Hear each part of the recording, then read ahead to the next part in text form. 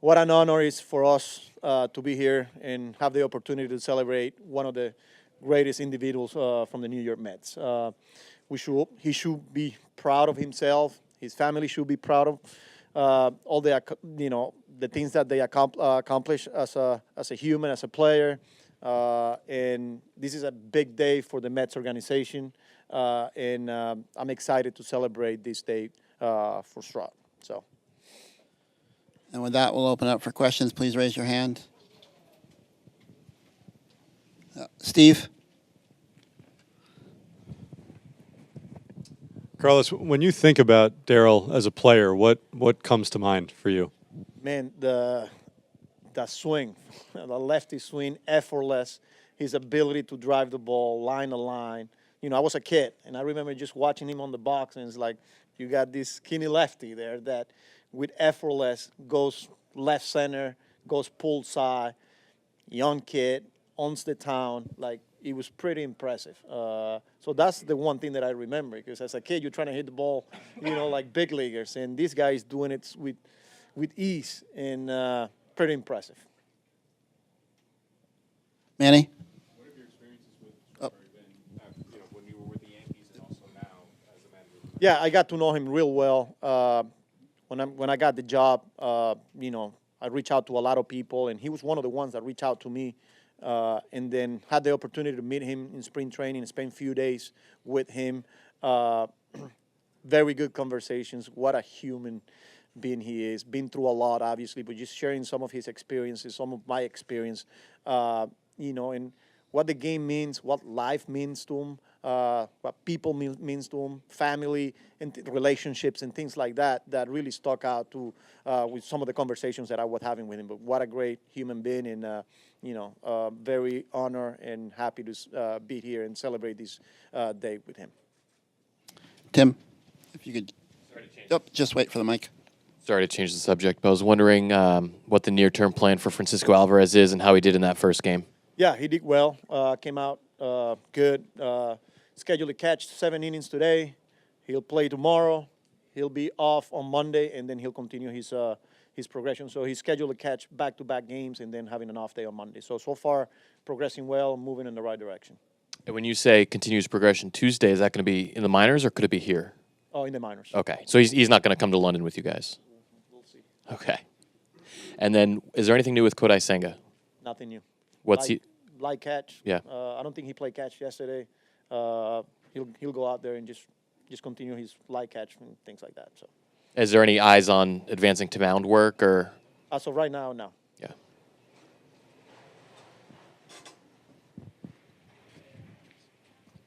Carlos, is there anything you're looking for from Alvarez to know when he's ready to join you?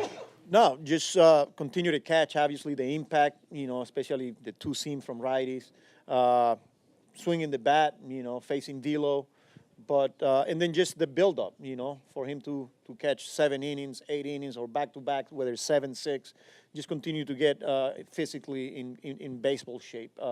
That's all to it. And he said that he was going to keep the splint on for the time being. Do you know if that's just going to be an ongoing thing, or is he going to try it without? Do you know what the process is? Yeah, I think it'll be an ongoing thing. Depending how he's feeling, this is something that he could continue to use. But as he continue to feel well and feel good about himself, he might just play without it. But yeah, it'll be a day-to-day, I think, a feel thing. Pat, on the left. Carlos, what is the plan with Drew Smith moving forward now that he's gotten a couple rehab appearances? So he came out well yesterday. So there's a chance that he could be active tomorrow or the next day. So I don't think we are anticipating him going back down for another rehab. So his next outing could be here with us. So we'll see how he goes today. I saw him early, but he hasn't gone out there and played catch yet. So. Everybody good? Thank you very much, Carlos. Yep. Darryl will be in a moment.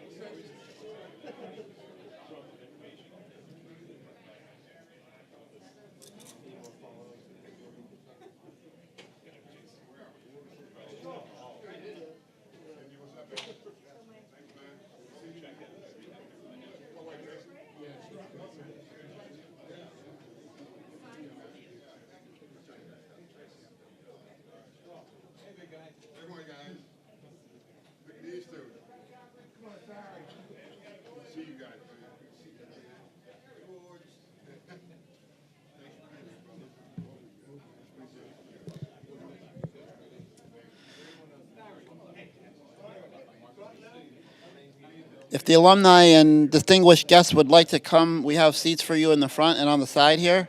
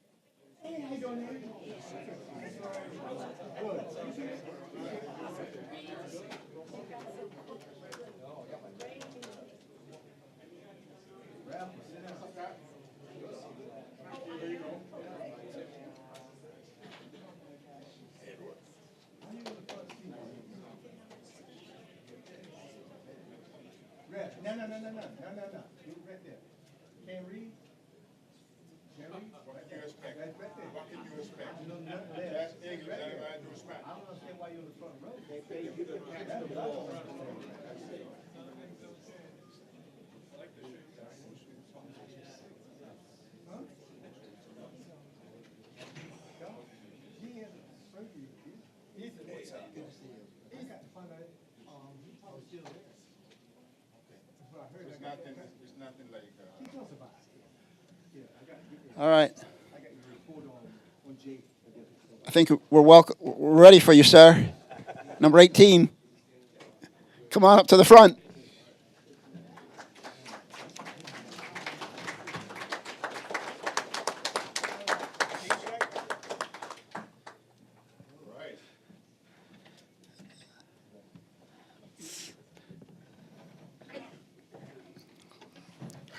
All right. Another historic day in Mets history as number 18 is officially retired forever. And with that, I'd like to turn it over to Darryl Strawberry. All right. Well, thank you. Thank you all for being here today. We'll make sure that this is definitely my last press conference I will be having. So, no, I just want to say thank you, first of all, to the Lord, who's the Lord over my life, who has kept me, who has healed me, who has given me the strength to be the person that I am today. And for this day, this is a day that is very special to me, of course, to my family and my friends and the fans. I also want to thank my lovely wife, who has kept me straight, just put it like that, and helped me through this process of life. And I'm grateful for that. To be the man that I am today is because of her helping hands and leading me into the life of being the man that I've always wanted to be, and that means a lot to me. I want to say thank you to Steve Cohen and his wife Alex. I want to say thank you to them, the organization. Doc just walked in. He's a matching blue suit just like me. And I want to say thank you to all that they're doing for this organization and the history of this organization, and remembering the players that played here, remembering the players that had an impact on the city and this organization. And I want to say thank you to all the players that are here today. All these guys I played with over here are so important. Barry Lyons, Jesse, Sid, Doc, Johnny Franco, Mookie, Rafi, and World Be Free, Kevin Mitchell, back in the house. One of the great Mets, too, on that 86 ball club. But I also like to say thank you to my best friend, my best friend growing up, playing together, being successful. We had a dream coming out of South Central, L.A., me and Eric Davis, to play Major League Baseball, and not just to play, but to be the best. We pushed each other every day. We started our January 1st workouts in Harbor Park every year after getting to the major leagues, being successful, making millions of dollars. We would go down to the ghetto and train and put up trash cans and hit baseballs and work on our fundamentals. That was important. That was important to me getting to where I needed to get, and for Eric to get to where he needed to be the kind of players that we wanted to be. Because so many players come out of Southern California with great players, like Eddie and Ozzie, and they were ahead of us. Brooksy, Hubie, so many guys. But we had a dream. We had a dream to come out of there and be just as good as those guys. And I'm really grateful that I had that opportunity to have a teammate like Eric growing up and having the success that we had. But also I want to thank, and I'll be doing a lot of that today, thanking a lot of players. You know, Keith is one of the greatest players I've ever played with. He's the most intense player that I ever played with, and had the opportunity to play with such great players. And I have the utmost respect for him because he taught me a lot about the game, kind of raised me up in it, how to become great. And I'm forever grateful for that. And I also want to thank Gary Carter and Mookie Wilson. Gary Carter and Mookie Wilson, very special to me, not only for their playing days and being a player, but the person that they were in those times. You know, they were a great example of what a man should look like, what a man should be. And I learned that from those two.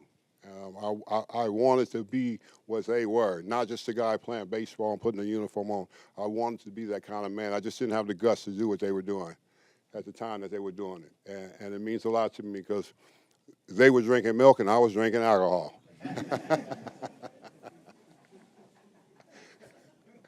So they set the bar high, and they allowed me to realize that you can do that in life. Be the man that you need to be. And with a lot of guys here, Ron Darling in the back, I want to thank him for being such a great teammate. He was smarter than everybody. He went to Yale, so he had all the degrees, you know. And he was a great teammate. He was great for our organization. He helped us hit some many big games for us, you know. And of course, the one and only Doc Gooden, the doctor. Nobody like the doctor. You know, that 85 season of his was the most remarkable season I ever seen a pitcher pitch. He made it so boring when you were in an outfield playing for him. And it's just the memories that flow back today of why we're here. And what I mean by that is it's not just about me. It's about all these guys I played with and the guys I played against. That's what baseball is all about. Baseball is one big family. And you never want to forget the importance of the people that you play with. Today is a celebration, of course, for number 18, but without the guys that I played with, I would have never been successful with the teams I played on. Those are some of the greatest teams I've ever played on. My 8 seasons here was the greatest years of my career. And I will always be a Met. No matter how anybody want to look at it, how anybody want to chop it up, I'm a Met. I'm a homegrown from the organization, and I'm proud of that. And I'm truly thankful for that. So thank you all for being here today. Thank you very much. At that time, we'll take some questions. Please wait for the microphone and raise your hand. Bill? Congratulations, Darryl. I'd like to know a couple of things. Why were you able to thrive in New York the way you did? That's a really good question. I think because I love the atmosphere. I love the pressure of playing here. I think the fans push you to prove yourself, and I think that was important to me. I know it's failures and it's going to be a part of it, but you have to fail to be successful. And if it was easy, I don't think I would have. If I was somewhere else playing, I don't think I would have turned out to be the player that I was. And I think that's why I was really successful at doing what I was doing. Because people used to ask me, well, what was it like? You know, I was like, well, they're going to boo you. You know, that's part of it. And that's a good thing. Because they're not booing you just to say you're good. They're booing you saying because you suck right now. And you could be better and you can do better. And that was the push and the drive for me to do better. And I just remember those days, you know, when I did go through hard times, you know, when I went through struggles and they booed. And then somebody said, one of the players said, well, Straw, what you going to do? I said, I'm going to hit 2 off the scoreboard and they're going to give me a curtain call and I'm not coming out.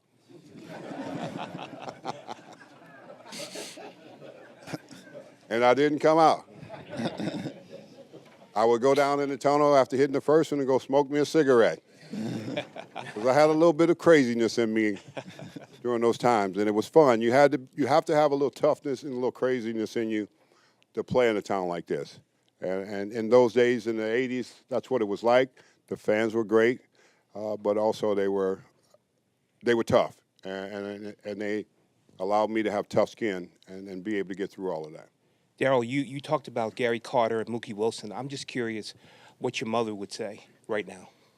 Yeah, she would say, why didn't you follow those two? More than anything, because that's what she always wanted, and she saw those two guys, and she knew those two guys lived a different life and from the teams that I was playing on, and she always wished that was me, because that's the way she had raised me.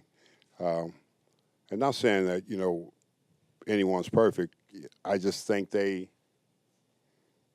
their examples were great in front of all of us. A lot of us would probably not admit that when we were back then playing, but those two guys, their examples were great. They spoke very loud, and I know my mother would be very proud today because I just remember Gary telling me one day, your life is not going to be about baseball. He says, God's going to use you mightily. I thought he was crazy. I thought, you got the wrong guy. He said, no, I know. I see the heart of the person that you are, and I know it's going to happen in your life. And it did. He was right. Rob? Darryl, can you share with us your thoughts on, wasn't that long ago you had a health scare? Maybe we might have lost you.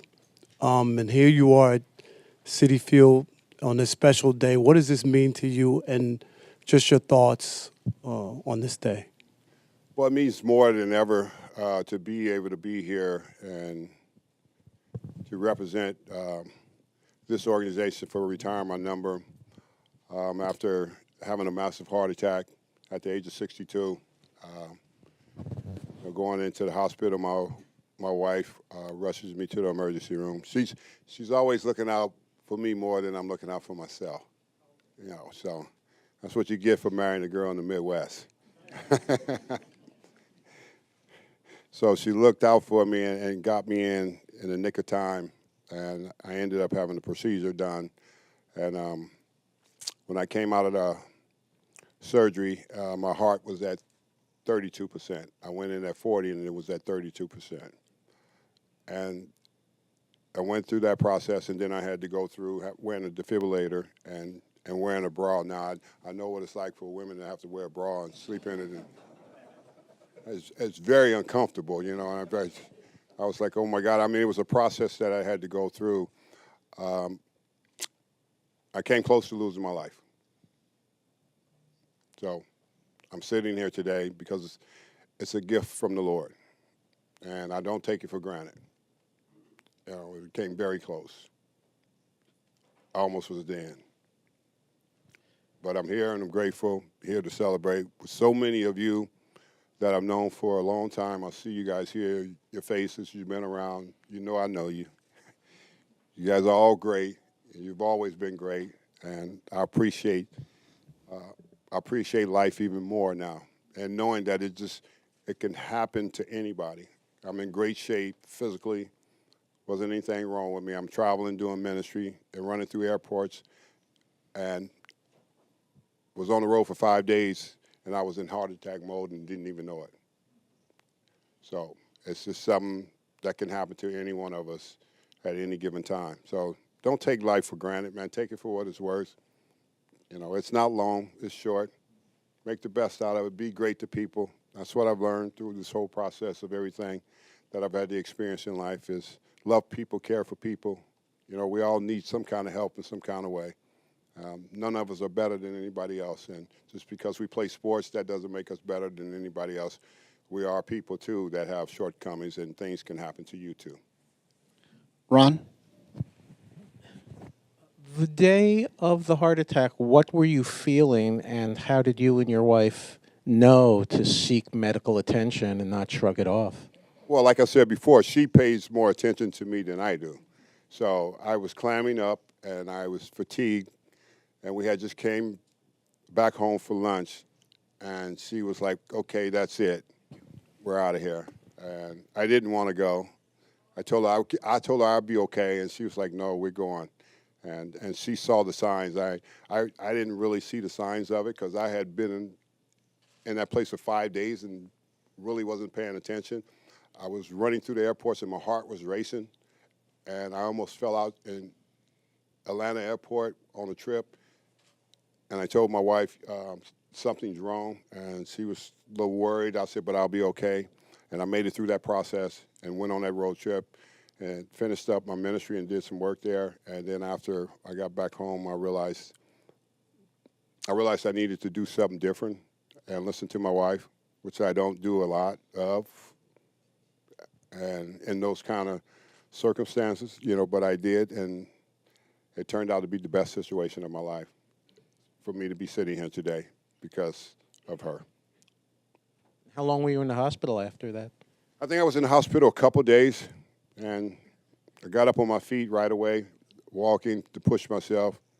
I told her I need to get back to work. I got kingdom work to do. I need to get back to work. I don't want to sit around. I just don't want to be a person sitting around and saying, poor me. I wanted to get back, and she's very leery about that, me getting back and going back out and doing what I do. But I enjoy who I am. I enjoy what I do. And I enjoy the message that I get to spread to help so many people. To your normal self now?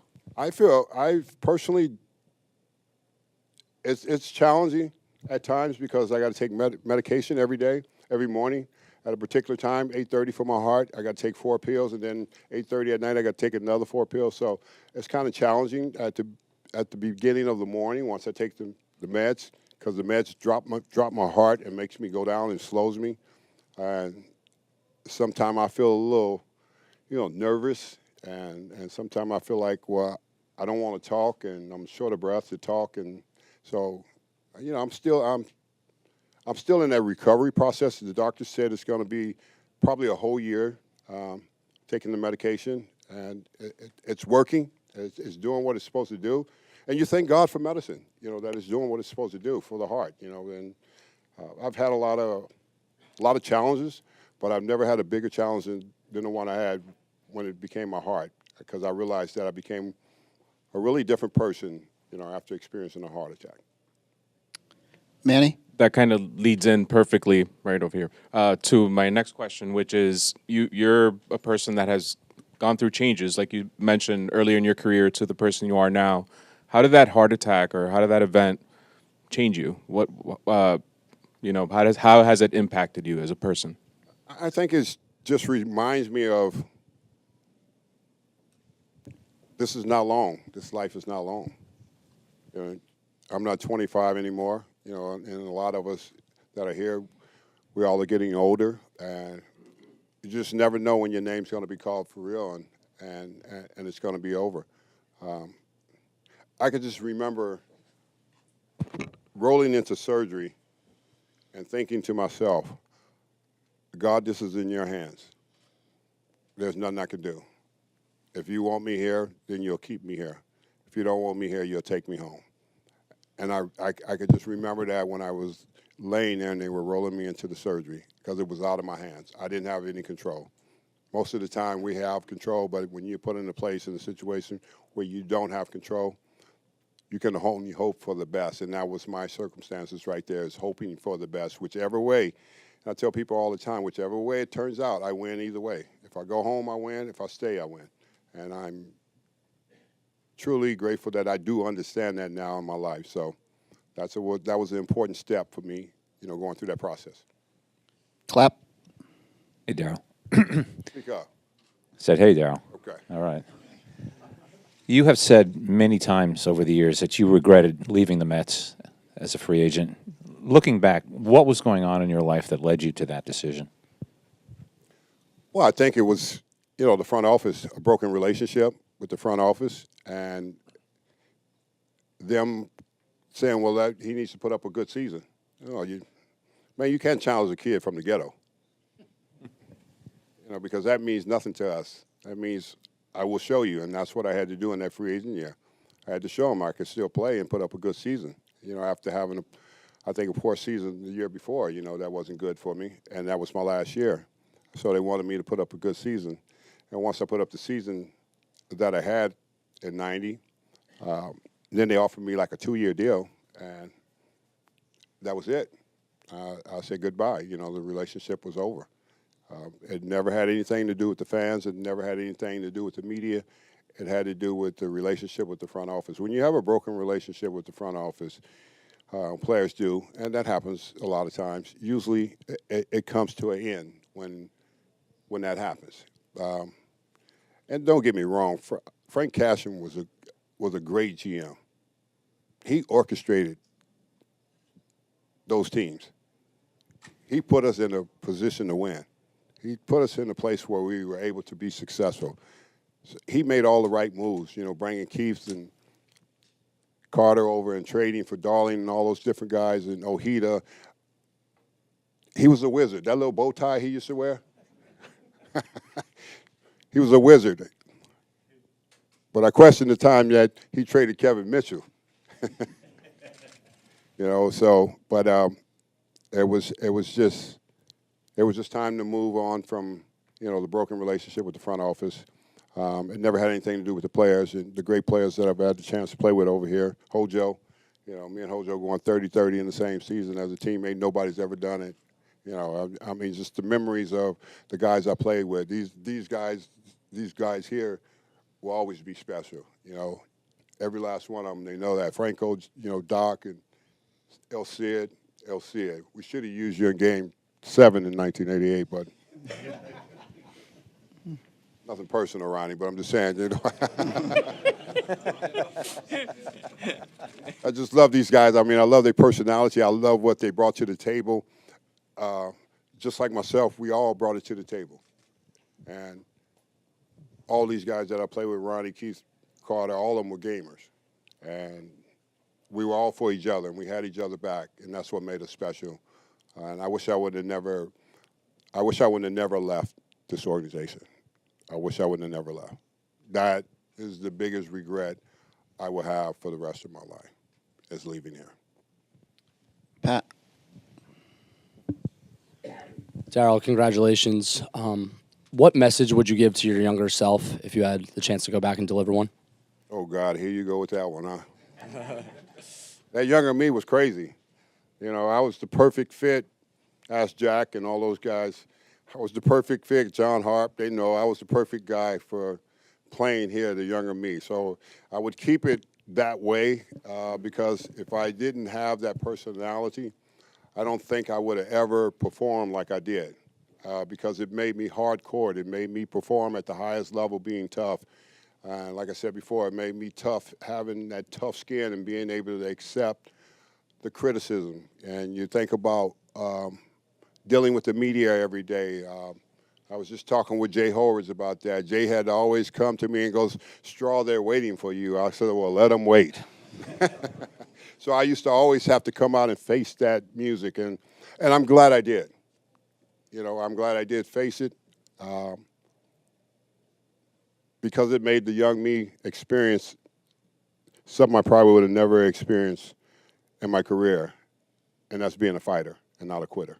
And I'm thankful for that. I'm thankful for it. I learned a lot through that process of not quitting and not giving up. Harp in the back. Darryl, when Doc was here a couple months ago, he said it took him a while to forgive himself for some of the things he did to himself, his career at that time. Did you go through that as a player after your career? How long did that take, if so? No, Doc was crazier than me, so.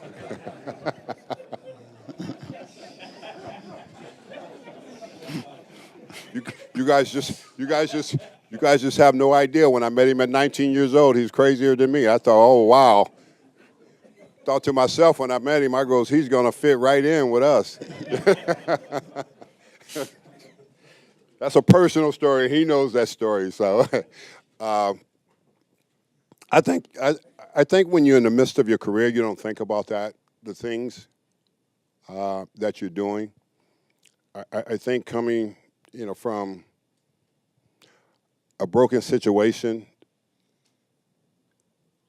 kept me broken inside as a person, and I could never fulfill the happiness of what I was doing for myself when I was being successful. And when the years are over and your career is gone, you look back and you think to yourself, would you like to do some things a different way? I thought about it, but honestly, I think the things that and the way I did things was just the way it was for me because of my brokenness on the inside. And I came from a dysfunctional home, and my father, was a raging alcoholic, and he said I would never amount to anything, and I felt like that when I played. I mean, the only thing that brought peace to me was on being on the field because I was angry inside. I was angry inside the fact that I didn't have a father and figure in my life, and I had to learn a lot on my own, and I had a lot of lessons to learn. And I don't regret what happened to me because it made me a man that I am today. And I'm thankful for every challenge that I had to face and every circumstance I had to go through because it just kept me moving forward to try to be a better man than what my father was. And I think I made it. I think I conquered that. Yeah.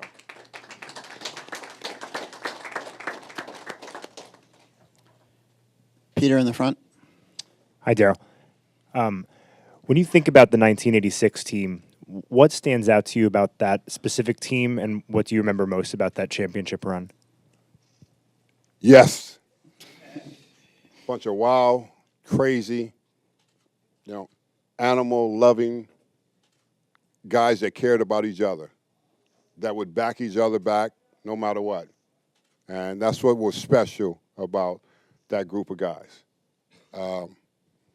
What was really special about us is we won 98 games the year before, but we hadn't won anything. And I just remember losing to the Cardinals, which we hated, and they hated us. And I just remember how our locker room was after losing to the Cardinals. It was quiet. And I think we just realized that we was not going to let anybody just step on us anymore. And we came to spring training, our first meeting in spring training, manager Davey Johnson, who was great for us. And he didn't say a whole lot. He just said, we're going to win it all. And we thought to ourselves and looked around and thought to ourselves, yeah, we're going to win it all. And Mookie got hurt doing drills. And then we started to gather ourselves together. And we gathered ourselves together, and we picked ourselves up, and we got off to a slow start. And the media has said, yeah, right, they're going to win it all. But I can tell you one thing about that season. When we took off, there was no looking back. We went forward that year, and we had the most incredible year, the most incredible players on that team. Every player on that team, from the guys on the bench, were special. And we were one big family, and that's what I loved about it. Baseball, if you're not a family and you're not together, you're not going to have the success. And we had the success. We came close in '84. We lost to the Cubs. Came close in '85. We lost to the Cardinals. And then we got into that '86 season. And once we got going, it was it. We knew we had it. We knew we could come back and win any ball game. It didn't matter what it looked like. We always knew we would come back. When teams were over there high-fiving, and thought they had us in ball games, they jump out 4-0. We sitting over there laughing to ourselves thinking, they just don't know we coming back. We're going to win this ball game. That's the kind of team we had. That's the kind of group of guys we had. It was a special group of guys. Jerry in the back, right. Darryl, do you think there's more patience and understanding now for what high-profile people and athletes might be going through and dealing with in their own private lives than there was when you guys were players? Well, yeah, I think it's more now because of the outlets of social media and the internet, and more. You see more things of high-profile people and the struggles and the battles that they go through in life. I think they do a better job. I think it was more criticism back in the days of young players like myself, that had struggles, and Doc, and they criticized us, because of our ability to play baseball, but they didn't look at us as the person. And I think that was missing and that was lacking back then compared to what it is now. You have a lot more outlets and help to get players help if they need help, and famous people to get them help if they really receive it and take it. So I just thought it was very challenging to be that young and have to deal with a lot of things that we had to deal with back then. And I think it's just more open now. People are more open to, the struggles than they were back then. I don't think a lot of times they saw you as, well, you are a great athlete and you're successful and you're making good money, then what's wrong with you? And I think we never talked about mental health or those type of things that people go through, and depression and anxiety and all that. I just remember they used to say I was this polar, that polar, and depression, anxiety. Well, today I'm none of that. The reality of it is you can get out of that and you can redeem yourself and get the help that you need. And that's what happened to me. My wife is the key to getting me the help that I needed and to be able to not be a victim, but to be an overcomer, and that's really what it's all about. Rich on the left. Darryl, first of all, congratulations. You talked about 1986. You got a chance to play in the National League Championship Series, which one of the greatest postseason series in history. You had 2 at-bats in that series that had a huge impact on that series. The 3-run homer off Nepper and the solo shot of Nolan Ryan when Doc and Nolan were in a pitcher's duel. Can you talk about those 2 at-bats and the pressurized situation you were in and the way you were able to respond to it? Well, I think in that series, you needed to understand we was not going to beat Mike Scott. That was clear to all of us. That the way he was pitching, there was no chance that we would beat him. So we had to beat Nepper and Ryan in those situations. And you think about that game, Nolan was dealing that game. He probably already punched me out a couple times, because that's the kind of game he was having. That was a lockup with him and Doc that day. He had a 1-0 lead. Doc was dealing too. Doc kept us in that game. And had it not been for me getting the fastball down and in and hitting it down the right field line, staying fair, we lose that game. That series is over. That Nepper game, was a big 3-run homer to tie that game. Kid and Mex was on base. Mex was on second. If you don't know who Mex is, that's Keith. We got nicknames, so.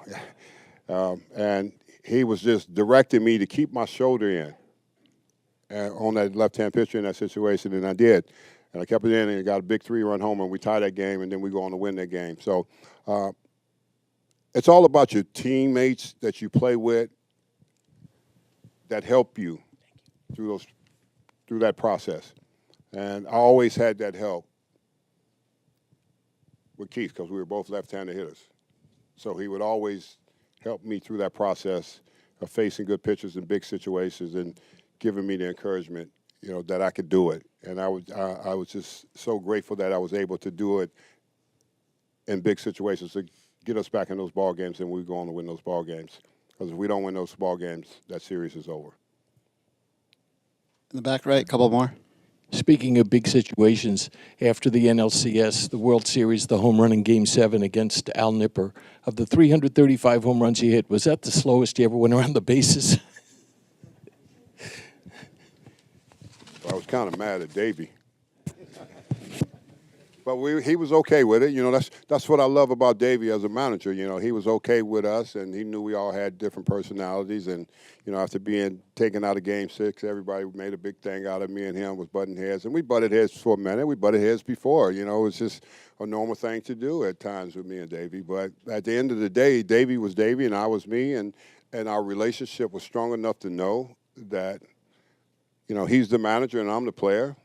And of course, I hit that home run. I was trying to prove a point, but I didn't really prove a point to him, because, when I crossed home plate, Ray Knight, the first one to grab me, and told me, you go over there and shake Davey's hand. So, and that's exactly what I did, because you respected those guys that have been around the league, like Carter, Knight, and Hernandez. Those guys, we were young, and I think most people don't realize that. 86, I was 24 years old when we won. And you think that's going to happen every year, and that's not a guaranteed every year. And we were fortunate enough to, come back and win that game. And it was a team that never gave up and never quitted on each other. And we we finished it, you know, and I'm forever grateful for that group of guys that I had a chance to be successful with. Last one, Andy. Okay. We got two more. Darryl, does a day like today bring you back to the memories of your very first day at Shea Stadium? What was that memories of a young Darryl Strawberry showing up at Shea for the first time? Well, I was very nervous when I showed up to Shea Stadium at the age of 21. I had spent some time in spring training with the club and played well. And everybody thought I should make the team. A lot of the veteran players were thinking I should have made that team, but Frank was like, no, he's too young, and sent me back. And then a month later, he brought me back up. And, you know, then the hype and the expectations was there. And there's a lot of people I need to, you know, say thank you to today for being there to help me get through that process. And Jim Fry was the one that helped me get through that process. You know, had it not been for Jim Fry being there, and I was supposed to be at the ballpark early at 1 o'clock, and I didn't show up to 3 o'clock, and he got in my face. And he says, I'm never going to wait for you again. If you want to be a great Major League player, you'll be at this park early every day working. And from that day forward, I was at the ballpark early every day, and he taught me a lot of things, not just about the talent that you have, but the work that you put in will pay off in the long run for you to be a great player at this level. So I'm forever thankful for Jim Fry, for him doing that, because he didn't have to do that, but he did it. He saw me as a young player that needed some direction, and he gave me the right direction, and I went on the course to become the player I was. Because from that point, I knew the importance of being at the ballpark early every day, no matter how good you are. And that's what I learned in '83 from Jim Fry. Last one in the front. Okay. Darryl, number 18 was the closest to your beloved 8? I hear you. Number 18 was the closest to your favorite number 8. Number 8 was my number in high school. Mm-hmm. But when I came up, somebody had number 8 on. And so I wore 18. I always just wanted to keep the 8. And there was no reason to switch, because had I switched, Carter came over, he would have took it from me anyway. Thanks, Darryl.